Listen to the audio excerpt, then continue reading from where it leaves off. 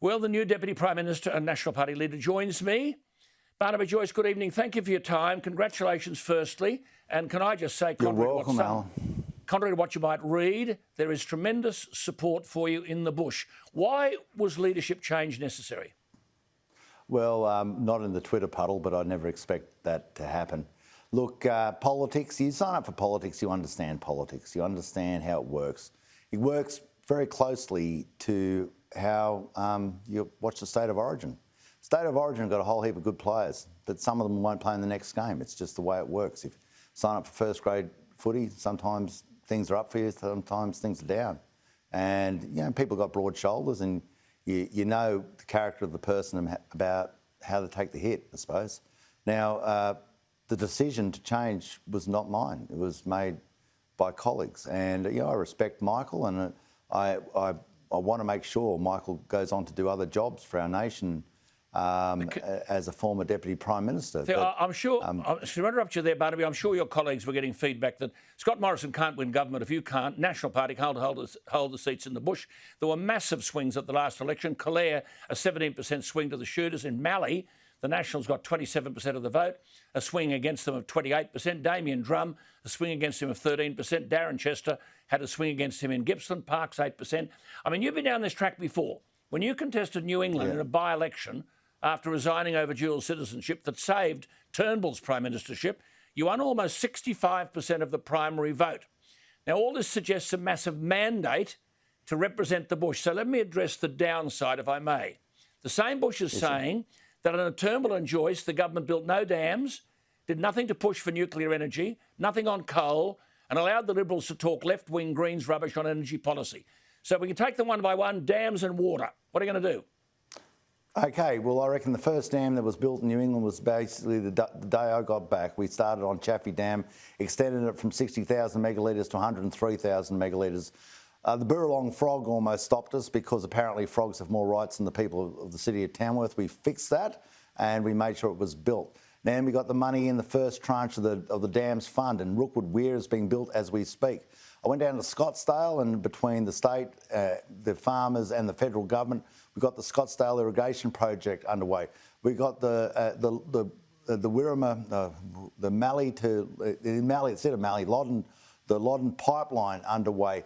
We got massive infrastructure that was being built throughout the Murray-Darling Basin. We got $23 million on the table for Mole River Dam and also upgraded Quilpolly Dam.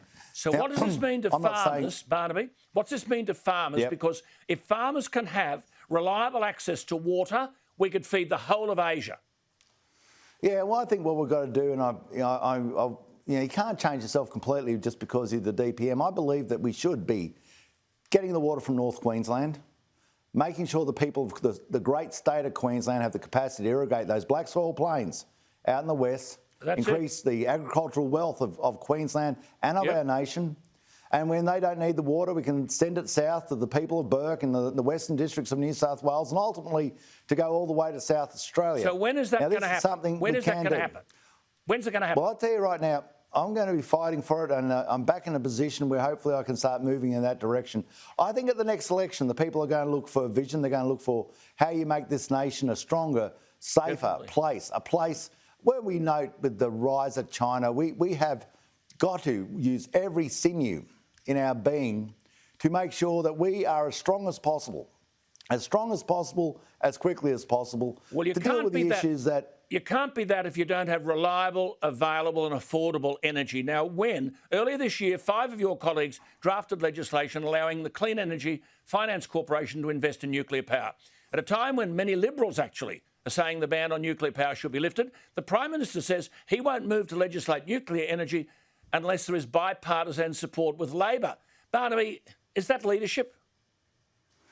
Well, I reckon he's probably not far away from what will actually happen. The AWU, Australian Workers' Union, supports nuclear power.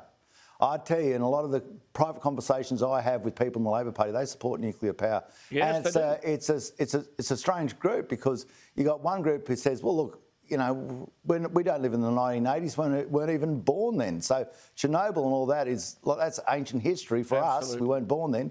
And we've moved on to where we are, 2021, and we see what they're doing with NuScale reactors, small modular reactors, 4.5 metres wide, 7 metres high. Barnaby, just for the public out there, we've got 44% of the world's uranium, and yet there are 45 countries operating at least 450 nuclear reactors in the world, over 60 nuclear power plants under construction in 15 countries. We've got the uranium, someone else has got the cheap energy. Tell our viewers how that makes sense. It doesn't. We dig it up, we semi-process it, we send it through the middle of town, we put it on a boat, and all that process for the utilisation of electricity, it's immoral. Then as it travels over salt water, it gets moral, gets morality, and gets to be used by somebody else. And now we're talking about taking the rubbish back and burying it back in Australia. There's only one part of that transaction we're not part of, and that is actually generating our own power. Absolutely. Australia, we have a nuclear reactor. We have a nuclear reactor, and guess where it is? Bang, smack in the geographic centre of Sydney. Well, just coming back to our power. We're blocks next door. Blocks next door to it. They didn't need. Sold for $1 million each. Well, That's how much Australians are concerned about reactors. Just come back to that electricity, because the Labor Party are saying that they want 50% of our electricity from renewable energy by 2030. That'd cost $100 billion minimum in new wind, geothermal and solar. You'd need 10 times the present number of wind turbines, 11,000 of them. Shouldn't we be increasing the number of high efficiency, low emission, coal-fired power stations and go nuclear?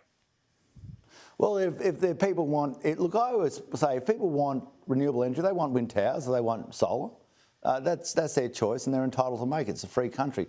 I think we absolutely need high efficiency, low emission coal-fired power stations, because one of the biggest earners of export dollars for everybody watching this tonight is coal. Thermal coal, record amounts, record price. Now, no one likes the big holes in the ground. No one's pretending that for 1 second, okay? They're ugly, we get that. But the point is, you like your health system, you like your education system, you like your money for the NDIS, you like being defended, and this money has to come from somewhere. From the red rocks, iron ore, from the black rocks, coal, and from the smell that comes beneath the ground, gas. And that's a big part of your exporting, income earning. Then you got gold, and then you got daylight, more daylight and other things. We're the only G20 country without nuclear power, the only G20 country without nuclear power. Bridget McKenzie and others, including... Let's have the debate. Let's have the debate. Bridget McKenzie and others, including... I can't bring it in, but I can say to the Australian people, let's have the debate. Sorry, you and Bridget McKenzie, Matt Canavan and others drafted legislation earlier this year allowing the Clean Energy Finance Corporation to invest in nuclear power. If you've got coalition backbenchers, I'm told up to 48, prepared to lift the prohibition on nuclear power, what's now stopping you and when?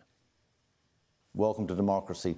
If that's, you know, and people know where I am. I can't change for a new position. I believe we should have nuclear power, and I believe that anything to make our nation a stronger place is the path we should be going down. And if people want zero emissions, well, this is it. I mean, you can have your wind, you can have your solar, but if you want baseline, deliverable, 24/7, zero emission power, then nuclear does it. And if you can get a reactor, just think about it, just listen to this. 4.5 metres wide, 7 metres high, you could bury it in the ground, made in a factory in the United States. I don't know why it's not made here, but anyway, that's the decision we made. That would power the city of Tamworth, the city of Armidale, and a lot of other towns beside just by itself, by one. You bring it on the back of a truck. Now, come on, let's get. Well, what do you say? The year we live in. What do you say to people like the Governor of the Bank of England or our own banks here, that the ANZ won't fund the Port of Newcastle and the Governor of the Reserve Bank, and it says firms that align their business models to the transition to a net zero world will be rewarded handsomely. Those who fail to adapt will cease to exist. Is that blackmail?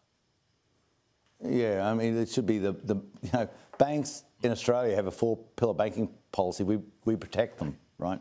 We protect them from competition. Okay. And I think that comes with a responsibility that if something is legal and financially stands up, then you should be investing in it. I've said there are a lot of people in the high echelons of banks who believe that they own the banks. They made the banks. No, they just presented very well for an interview, which got them a job in the bank. And they don't own it. It's not their money.